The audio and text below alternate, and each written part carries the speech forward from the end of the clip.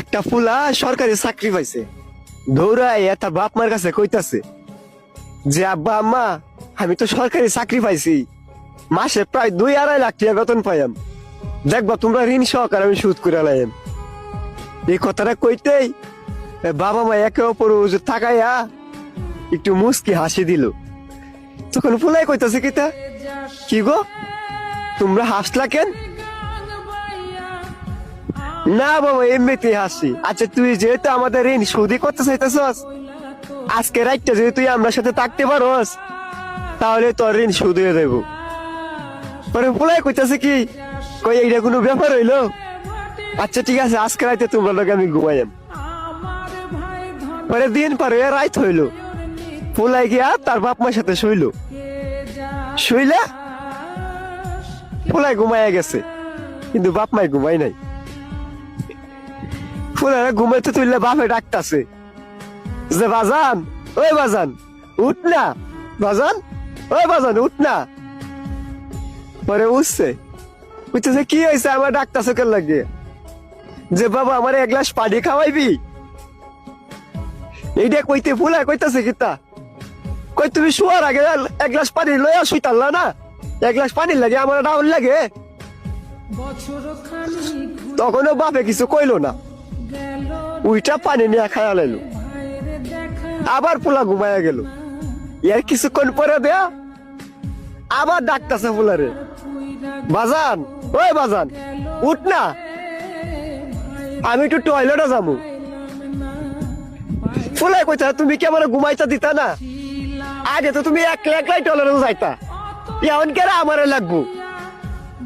আবারও বাবাই কিছু কইলো না, ফুলাই গিয়ে ঘুমাইয়া গেল। বাপে টয়লেট থেকে ঠিক চলে এলো।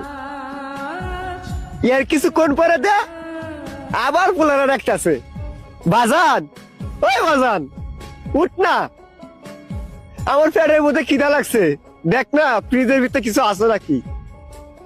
ফুলাই কইতেছে তুমি কে লয়ে লয়ে খাও গা, আমি ভাবতাম না তোমার দিতাম, আমি ঘুমাইতেছি একটু বাজাতে টাহকের লাগিয়া। আবারও বাবা কিছু কইলো না, ফুলা দিকে সুন্দর মতো ঘুমাইয়া গেল। এর কিছুক্ষণ পরে দেয়া মা 1 গ্লাস পানি ঢালে দিছে ফুলার শরীরে। ফুলা তো বিশাল রাগ পাইছে, উঠতে কইতাছে তোমরা কি চালাইছো, একবার বাপে কই টয়লেটে যাবো, পানি খাইবো, পেটে খিদা লাগছে ভাত খাইবো, তোমরা কি আমার ঘুমাইতে দিতা না।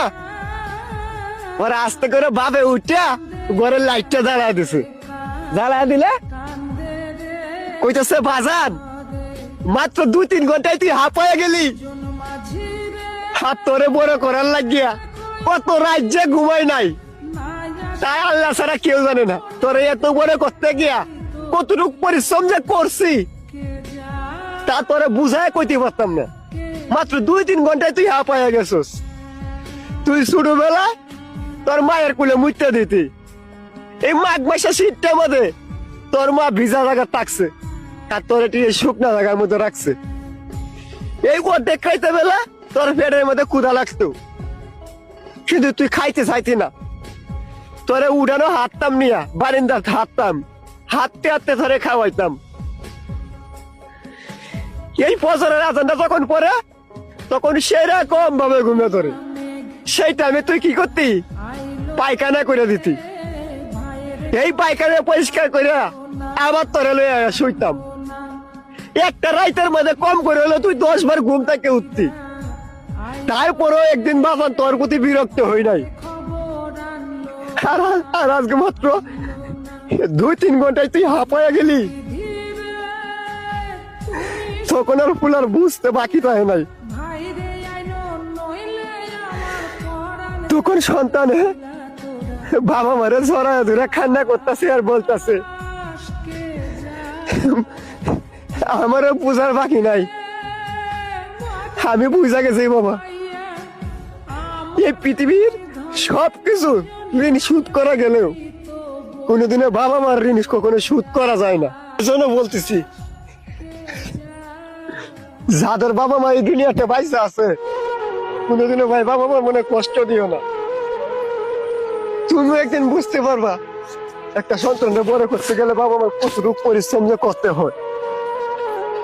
বাবা